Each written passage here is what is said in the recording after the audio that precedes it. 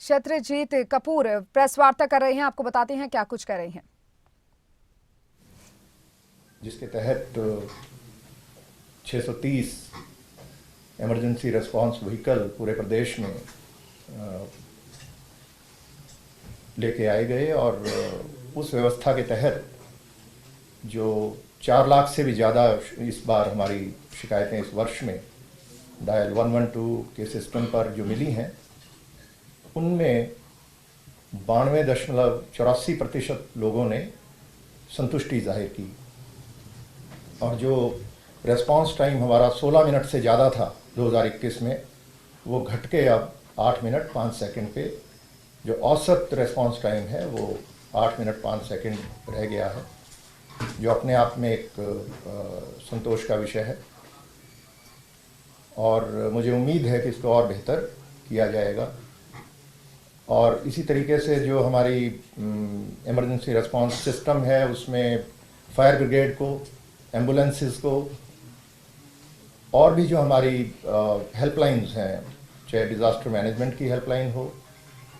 Traffic की helpline हो, महिला और बाल कल्याण विभाग की हेल्पलाइन हो, या फिर हमारी अपनी पुलिस की जो महिला हेल्पलाइन है, और साइबर क्राइम की जो हेल्पलाइन 1930, ये सभी उसमें जोड़ दी गई हैं। तो इन सभी नंबरों पर जो कॉल आती हैं पूरे प्रदेश में, वो डायल 112 का जो हमारा फैसिलिटी है पंचकुला में, आप सबने देखी है, वहाँ पर लैंड करती हैं और वहीं से उनको इंटीग्रेटेड तरीके से हमारे जो डिस्पैच ऑफिसर्स हैं वो उनको अलग अलग विभागों के जो हमारी गाड़ियां हैं, उनको इमरजेंसी रिस्पांस व्हीकल्स हैं, उनको डिस्पैच किया जाता है और उनको मॉनिटर किया जाता है। और उन सभी ऐसे जो हमारे शिकायतकर्ता हैं या जो भी सेवा के लिए कॉल करते हैं वहाँ पे, उनसे फिर फीडबैक दी जाती है और 92.84% लोगों ने इस वर्ष में संतुष्टि जाहिर की है, जो अपने आप में एक अच्छा प्रदर्शन मैं मानता हूँ। और जैसा कि मैंने बताया कि थाने चौकियों में आने वाले लोग भी 70% से अधिक उनकी संतुष्टि दर पहुंच गई है और 99% सत्यापन की जो सेवाएं हैं पुलिस की, उनमें ये सेटिस्फैक्शन रेट आई है। तो ये अपने आप में एक पॉजिटिव, एक अच्छा एक प्रदर्शन दर्शाता है। अगर हम क्राइम की बात करें, अपराध की बात करें, उसमें भी सभी जो हमारे मेजर हेड्स हैं उनमें कमी है, चाहे वो डकैती का हेड हो या कोई लूटमार, छीना झपटी या महिलाओं के विरुद्ध अपराध हैं, सभी में 7 से लेकर 30% तक की अलग अलग इसमें गिरावट दर्ज की गई है।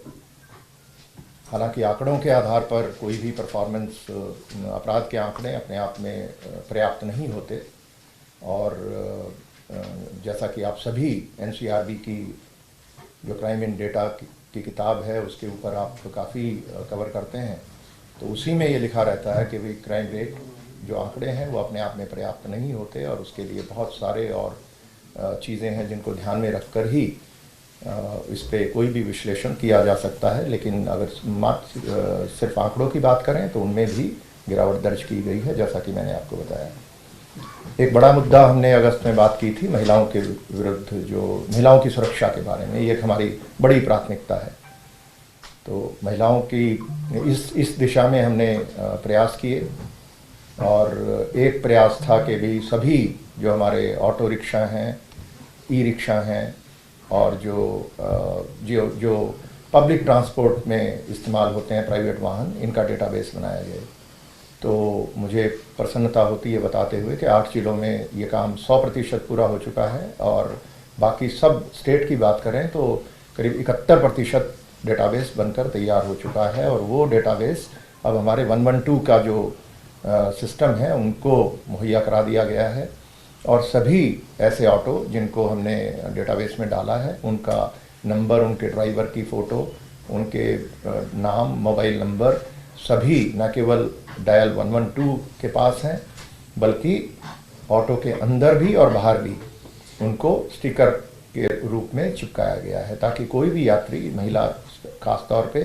कभी भी असुरक्षित महसूस करें तो उस नंबर से सामने नाम नंबर है और जिसको फ़ोटो खींच के अगर व्हाट्सएप पे भी वो भेज दें तो उस पर कार्रवाई तुरंत हो जाती है, क्योंकि हमारी ERV जैसे मैंने बताया 8 मिनट के अंदर पहुंचती है और डेटाबेस बनने से ही बहुत बड़ा डेटरेंट बनता है। तो वो एक अच्छा कदम इस वर्ष में एक उपलब्धि रही है। इसी प्रकार से एक दूसरा जो एक अभियान था कि क्राइम अगेंस्ट वीमेन के जो हमारे ऐसे हॉटस्पॉट्स हैं जहाँ पे महिलाओं के साथ कोई भी अभद्र व्यवहार या किसी किस्म की छेड़छाड़ का रिपोर्ट होती हैं, ऐसे सभी पॉइंट्स को चिन्हित करके वहाँ पे उनको CCTV कैमरे लगाना और उनको पुलिस की प्रेजेंस वहाँ सुनिश्चित करना। तो ऐसे बड़ी तादाद में सभी जिलों ने अपना काम किया है और इसको अब नेक्स्ट लेवल पे ले जाने के लिए हमने सभी जिलों में 4 महिला पुलिसकर्मियों की एक टीम बनाई और वो टीम की स्पेशलाइज्ड उसकी जो महिला विशेषज्ञ हैं उनसे ट्रेनिंग कराई गई है और ये टीमें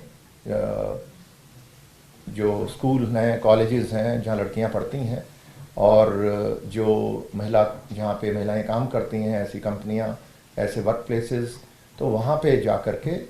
सभी संपर्क स्थापित करके महिलाओं के साथ उनसे फर्स्ट हैंड इंफॉर्मेशन लेना कि ऐसे कौन से स्थान हैं, कौन से बस स्टैंड हैं या टैक्सी स्टैंड है, ऑटो स्टैंड है या कॉलेजेस या ईटिंग जॉइंट्स के सामने या कोई भी ऐसी पब्लिक ट्रांसपोर्ट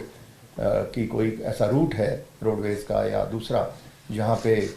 कोई गलत उनके साथ व्यवहार होता है या असुरक्षित महसूस करती हैं वो, तो उस पर क्राउड सोर्सिंग एक तरह से करके उन सभी स्थानों को सुरक्षित सिक्योर करना।